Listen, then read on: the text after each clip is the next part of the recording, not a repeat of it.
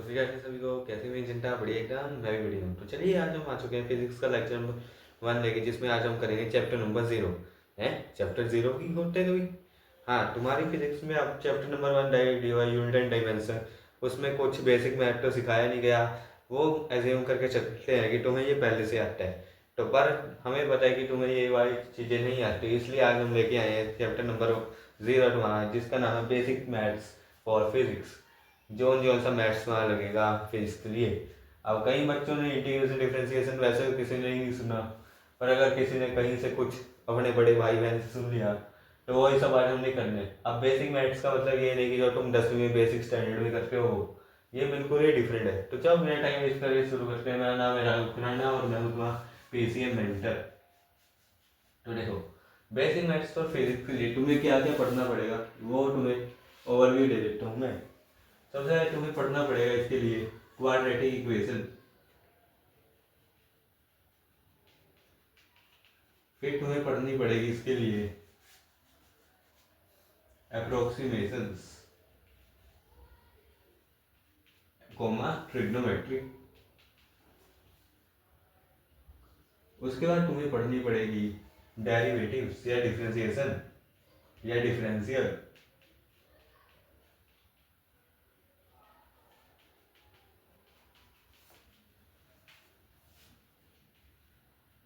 और डेरिवेटिव्स और डिफरेंशियल।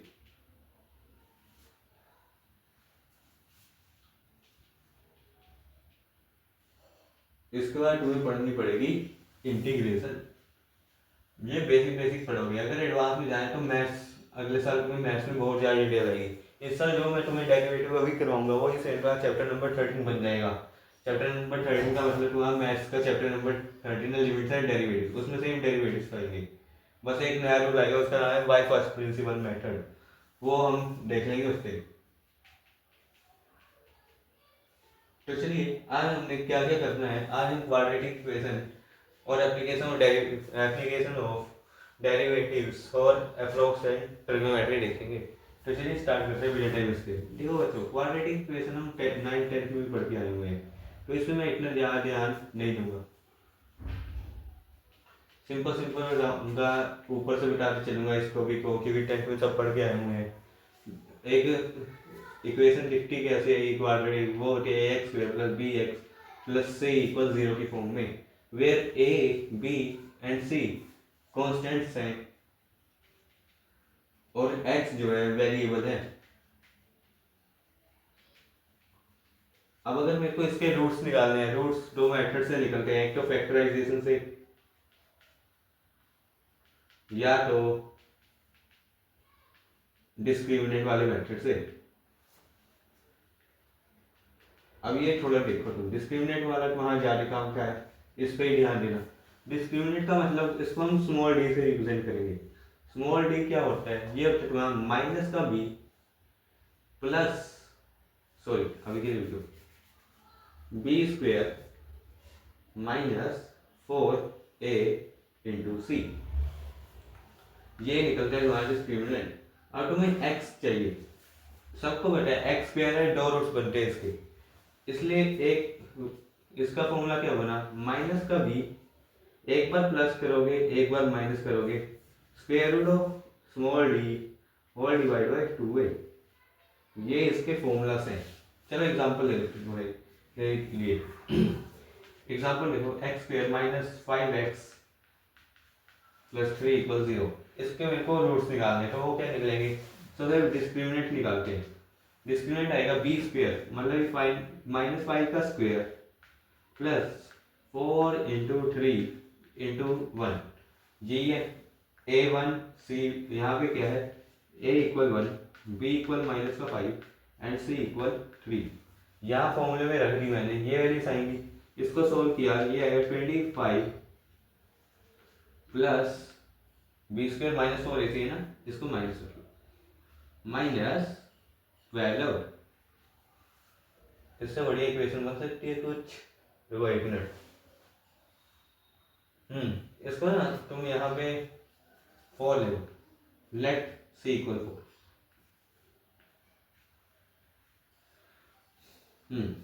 ये क्या आएगा 25 माइनस 16 दैट इज इक्वल 9। तो डी आ गया तुम्हारा 9। अब x कैसे निकलेगा, क्या आएगा, ये माइनस का बी, माइनस माइनस और माइनस का बी, माइनस का 5 plus minus square root of 9 by 2 into 1। X क्या आएगा माइनस माइनस प्लस, अब इसका स्क्वायर रूट क्या आएगा 3, तो प्लस माइनस ऑफ 3 बाय 2। अब एक बार प्लस करो एक बार माइनस करो, अगर मैंने प्लस किया तो ये बनेगा 8/2 और अगर माइनस किया तो ये बनेगा 2/2। हेंस इसके रूट्स आ गए तुम्हारे 4, 1। तो क्वाड्रेटिक इक्वेशन ऐसे सोल्व होगी। एक और काम की बात सुन लो, अगर d जो है तुम्हारा ग्रेटर देन 0 है तब तुम्हारे जो रूट्स होंगे, ये जो x की वैल्यू है उसको रूट्स बोलते हैं हम।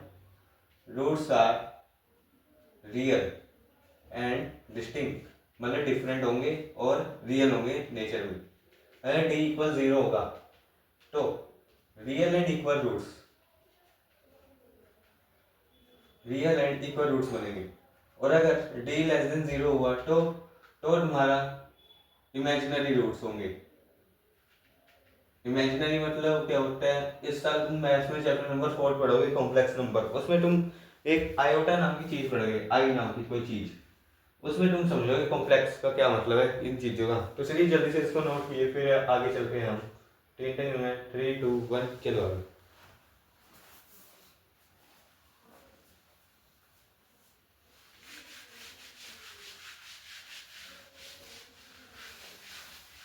क्वाड्रेटिक सबको आती है इसलिए इस पे इतने टाइम और जोर नहीं देंगे। जहां से असली शुरू हो रही तुम्हारी 11th की पढ़ाई वहां से स्टार्ट करेंगे। चलो अब देखते हैं हम अप्रोक्स एंड ट्रिगो।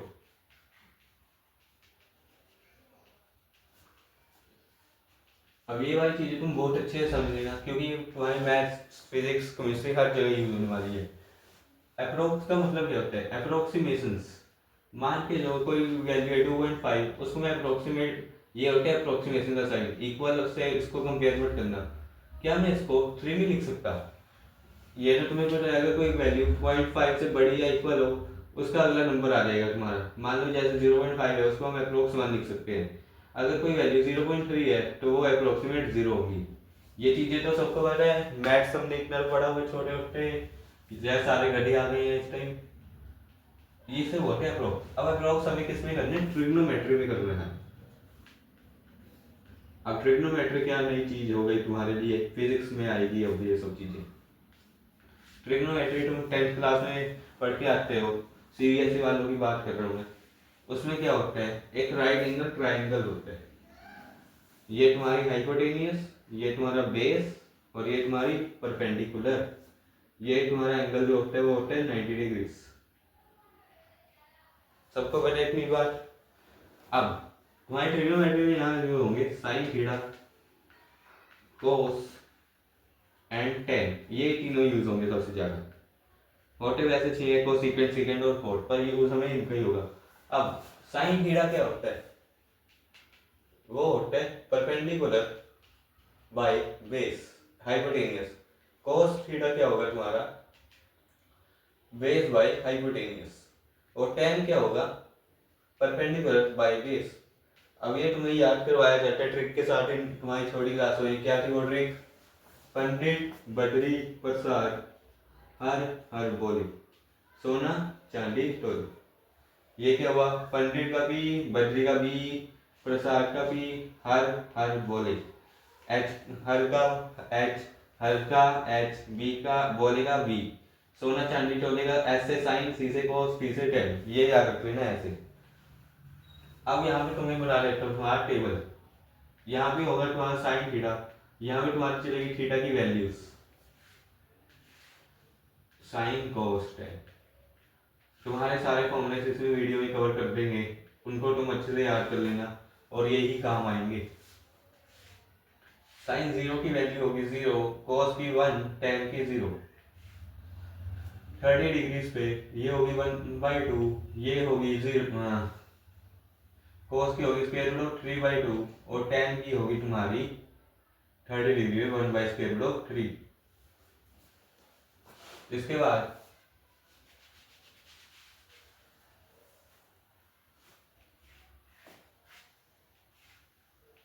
45 डिग्रीज पे इसकी वैल्यू 1/√2, इसकी भी 1/√2 और tan की 1 एट 60 डिग्रीज ये हो जाएगा √3/2, ये हो जाएगा 1/2 और ये हो जाएगी √3।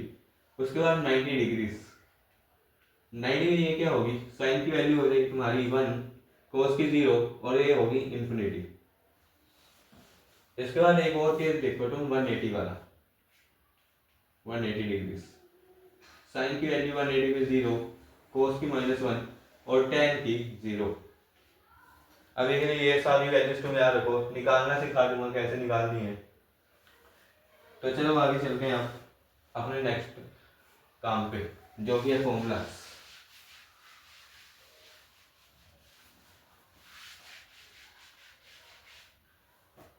अब ध्यान से देखना एक ट्रायंगल, मान लो कि इतना सा ट्रायंगल है, इसका थीटा क्या होगा, ये वाला एंगल, इसका थीटा बहुत छोटा है तो इसको मैं अप्रोक्सीमेट करके 0 ले सकता हूँ, ठीक है। अब अगर ये थीटा 0 हो गया अप्रोक्सीमेट, तो साइन थीटा क्या होगा अप्रोक्सीमेट साइन 0, तो साइन 0 की वैल्यू क्या होती है 0। ये बात समझ आई सबको।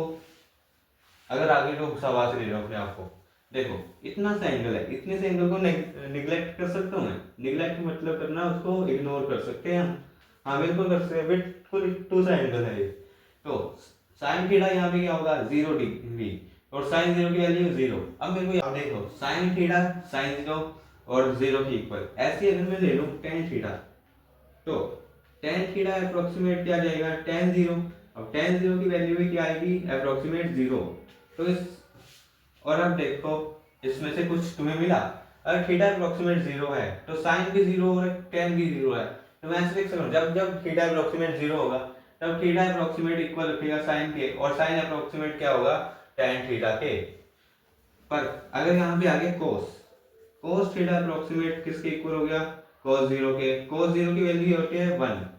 तो ये वाला केस इंपॉर्टेंट है नहीं है, तुम्हें ये वाला याद रखना, ये तुम्हें +1 +2 दोनों जगह काम आएगा। अब आगे चलते हैं, देखो हमें पता है ये सारे तीनों आइडेंटिटीज तुम प्लस 10th में अपने करके आए हुए हो, कोसिस square theta plus cos square equal 1, 1 plus cos square theta equal cosecant, में कोसिकेंट को सी ऐसे लिखता हूँ, याद रखना होगा, and tan square theta plus 1 equal second square theta, ये हम +1 10th में पढ़ के आए हैं। आज हमने करना क्या है, क्या करना है, आज हमने करनी है डबल एंगल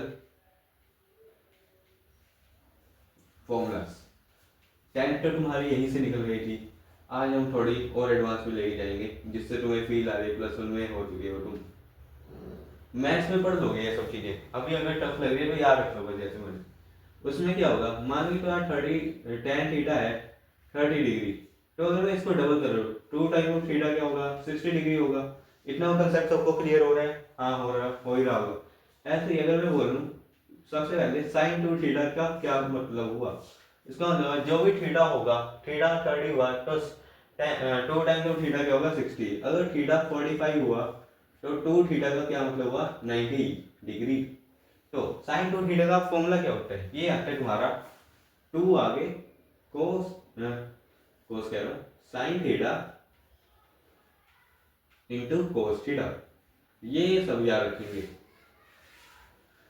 ऐसे ही कोस 2 थीटा का क्या फॉर्मूला होगा,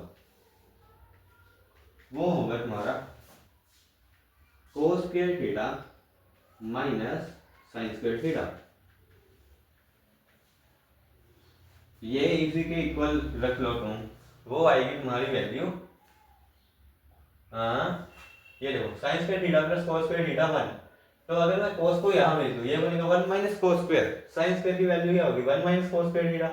यहाँ पे अगर मैं रखूँ cos square theta minus 1 minus cos square theta, तो इससे मेरे को क्या मिलेगा, ये मिलेगा मेरे को 2 कोस स्क्वायर थीटा माइनस 1, यही इक्वल होगा मेरा, अगर मैं कोस की जगह साइन रखूँ वो आएगी 1 minus 2 sine square theta.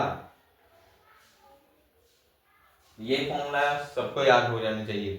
Sign 2 theta का एक और फॉर्मूला होता है, वो होता है 2 time of tan x whole divide by 1 minus 1 plus tan square x। ये तुमसे वैसे पूछने मैथ्स में ज्यादा काम आएगा ये वाला, फिर तो ये और ये तीन चल रही ज्यादा। ये ऐसे ही एक किसके इक्वल होता है, ये होता है 2 time of tan x tan theta, theta लिख देना यहाँ पे जहाँ x है, ठीक है, एंगल ये कोई, whole divide by 1 minus tan square theta. ये फॉर्मूला सब याद रखें, जल्दी से नोट डाउन कर लीजिए। 3 तक गिनो है, 3 2 1, चले आगे चलो। अब कुछ और फॉर्मूला फील आ गई, तुम्हें भी लगता है कि हाँ आप बड़े हो चुके हैं, अपनी मस्तियाँ थोड़ी कम कर दो, पढ़ाई में थोड़ा ध्यान रख लो। अगर तुमने मेडिकल नॉन मेडिकल कुछ भी लिया है तो तुम्हें बहुत पढ़ना पड़ेगा, अगर तुम्हें +2 अच्छे नंबरों से क्रैक करनी है। चलो आगे देखो, आगे है तुम्हारी compound angle formulas. Compound formulas अभी के लिए याद रखो, ये तुम्हें डायरेक्ट मैथ्स में सिखाऊंगा मैं अप्लाई करवानी। अभी तुम्हारी फिजिक्स चल रही है, फिजिक्स में बस याद नहीं रखवा सकता हूँ अभी के लिए। जब हम ट्रिग्नोमेट्रिक फंक्शंस करेंगे मैथ्स में तब तुम्हें याद करवा दूंगा, कैसे कैसे अप्लाई होंगे सब आ जाएगा वहां पे। मान मेरे पास sine a plus b, where a and b कोई एंगल है तो उसका फॉर्मूला होता है साइन, ये चौक ही गया तुम्हारा, साइन a cos b, अगर यहाँ पे नीचे माइनस तो ये बनेगा plus minus cos a sin b। इसी तरह अगर मेरे को चाहिए cos a plus minus b तो उसका फॉर्मूला होता है वहां cos a cos b minus plus sin a sin b। अब ये ध्यान रखना, अगर यहाँ ऊपर प्लस यहाँ माइनस तो यहाँ नीचे प्लस, ठीक है, ये थोड़ा इंपॉर्टेंट है। अगला sine c plus sine d, ये इक्वल हो गया तुम्हारा 2 time of sine c plus b by 2 into cos c minus d by 2। अगर यहीं प्लस की जगह माइनस होता तो यहाँ पे माइनस लग जाता, जहाँ माइनस है वहाँ प्लस लग जाएगा। इसी तरह लास्ट फॉर्मूला है तुम्हारा, इतना मैथ्स नहीं करेंगे हम इसमें, पर अगर मैथ्स में ट्रिग्नोमेट्रिक फंक्शन देखो उसमें 10-15 फॉर्मूला तो ऐसे ही दिखवा देंगे। कोस प्लस कोस डी, ये आता है वहाँ 2 times of cos c plus D by 2 into cos c minus D by 2। अगर यहाँ पे माइनस होता तो पूरा फॉर्मूला बदल जाता, cos c minus cos d that is equal minus of 2 sin c plus d by 2 into sin c minus d by 2। That's it formulas for required for class 11 and 12 physics. जल्दी से इसको देख लो, screenshot ले लीजिए। 3 तक गिनूं है, 3 2 1, चले आगे चलो। तुम्हारी अभी से ही हवा टाइट हो गई। तो चलिए अब थोड़ा डेरिवेटिव्स की इंट्रोडक्शन ले लेते हैं, स्लोप्स देखते हैं, समझते हैं कुछ, और डेरिवेटिव असली हम करेंगे अगले लेक्चर में। इस लेक्चर में तुम फॉर्मूला ही रिवाइज करो।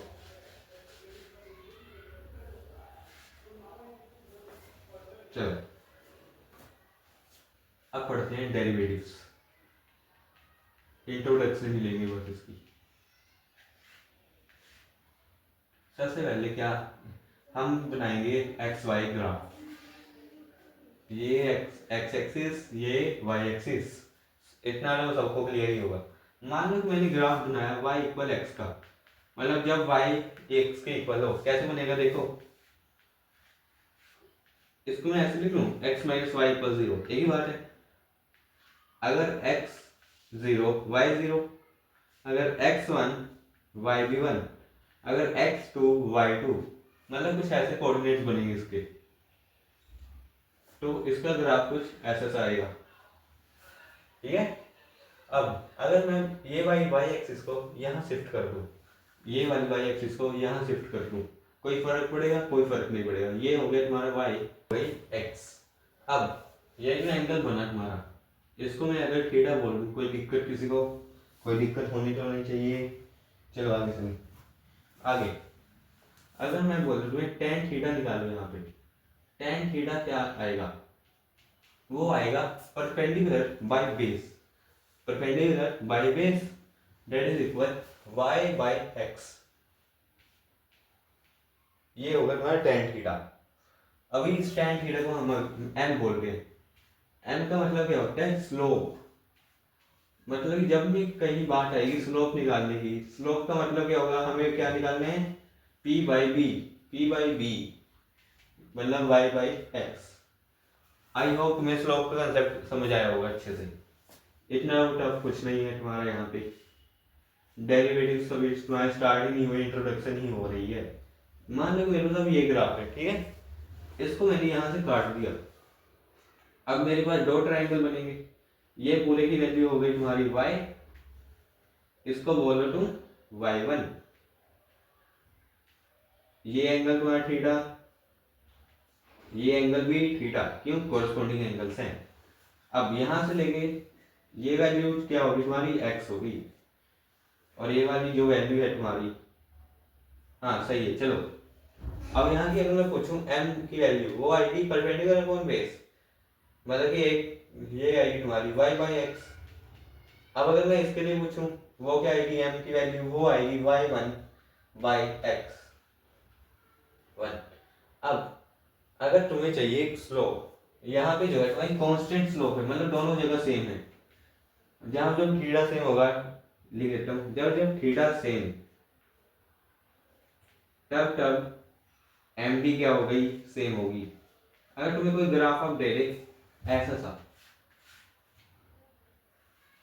अब बताओ क्या होगी इसकी स्लोप। अब तो ऐसे क्वेश्चन हमने कर ही नहीं सकेंगे, इसलिए तुम्हें क्या करना पड़ेगा, एक टेंजेंट मारनी पड़ेगी। टेंजेंट, टेंजेंट का मतलब tangent to the curve. Tangent to the curve का क्या मतलब हुआ, वो देखो। Tangent to the curve, tangent का मतलब होता है, एक मान लो ये कोई सर्कल है, अगर मैं इससे एक लाइन पास कराऊं जो इसको सिर्फ एक पॉइंट पे टच करे, उसको हम बोलते हैं टेंजेंट। तो टेंजेंट टू द कर्व मतलब कर्व, कोई भी कर्व, इसमें क्या था, सर्कल था, इसमें क्या है, कुछ भी हो गया। इसमें अगर टेंजेंट चाहिए तो ऐसे, ठीक है, ऐसे बनवा दिया मैंने। अब इसमें क्या किया मैंने, एक ट्रायंगल बना लिया, ये देखो बन गया एक ट्रायंगल। यहाँ भी मैंने क्या किया, एक टेंजेंट ड्रॉ कर ली, ये ऐसे कर लिया, और ये क्या बन गया, एक ट्रायंगल। अब इसकी स्लोप निकालनी इजी है, पर अब उसमें फॉर्मूला का क्या चेंज आएगा, फॉर्मूला बनेगा delta Y by delta X. Delta Y का मतलब होता है चेंज, मतलब कि डिफरेंस। डिफरेंस का मतलब यहाँ पे दो वैल्यूज आएंगी, एक तुम ले लो इनिशियल ओरिजिन की, और एक लो वो वाली, मतलब कि इसका मतलब होता है y2 माइनस y1, मतलब final minus initial, whole divide है x2 minus x1, final minus initial. और तुम्हारी इनिशियल जीरो हो जाती थी, यहाँ पे ओरिजिन क्या हो जाता है जीरो, तो इसलिए हम उसको क्या लिख देते y बाई एक्स सीधा। पर जब ये जीरो ना हो y1, तब तुम्हें हमेशा यही फॉर्मूला लगाना है, और y2 माइनस y1 को हम क्या लिखेंगे, delta y by delta x. इस सिंबल को हम बोलते हैं डेल्टा, ट्रायंगल मत बोलना, डेल्टा, डेल्टा का मतलब होगा चेंज। आई होप ये क्लियर है। अब यहीं पे चलो उतार लो इसको पहले, 3 टेकिंटा में, 3 2 1, चलो आगे चलो।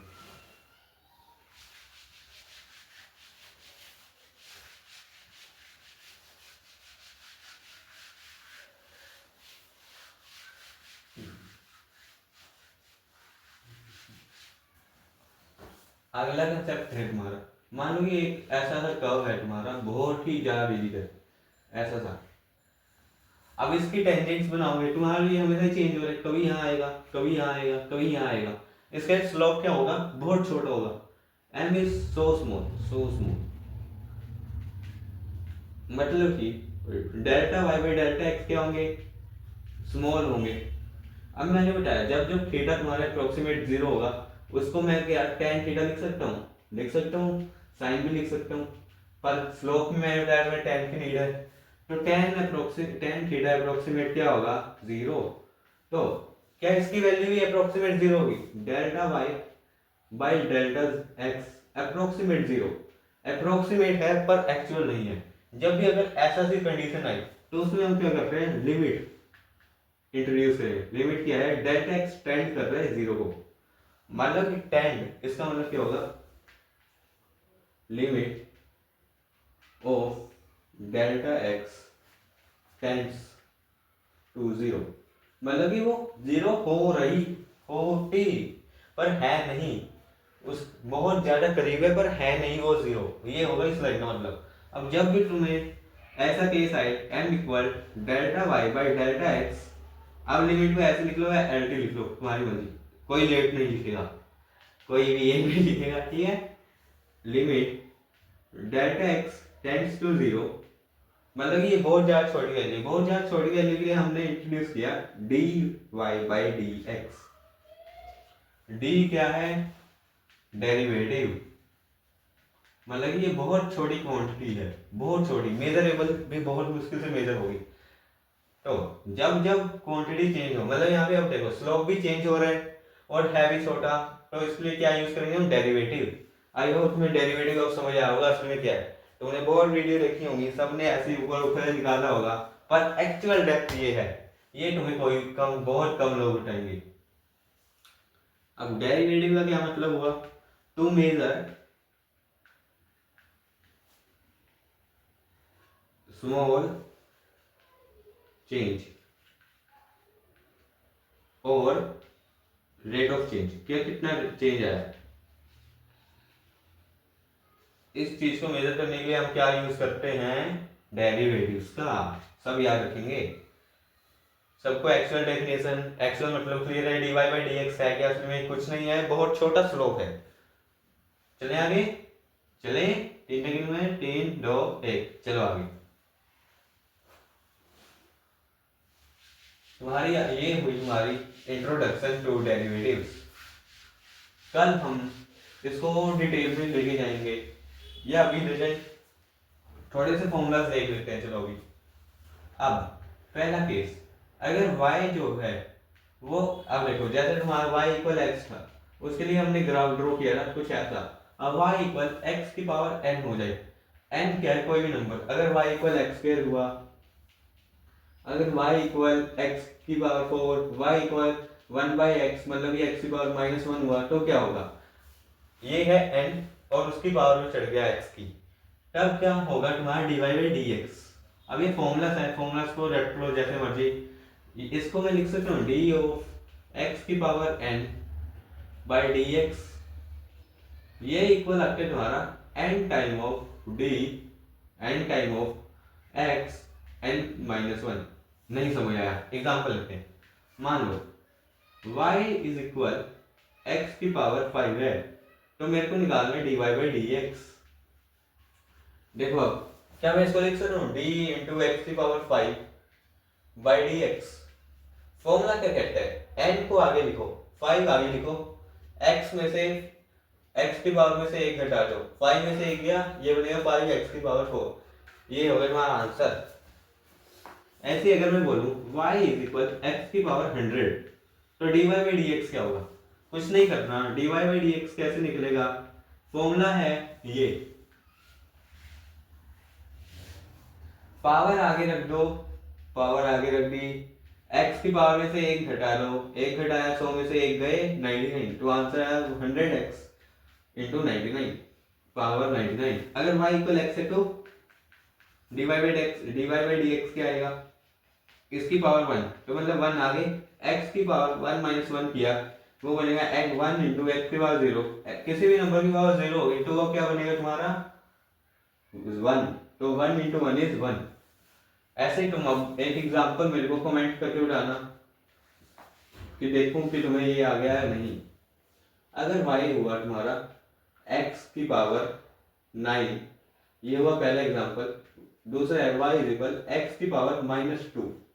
इन दोनों के आंसर मेरे को कमेंट करना अगर तुम्हें ये चीज समझ आ गई है। आई होप ये कंसेप्ट सबको समझ आ गई।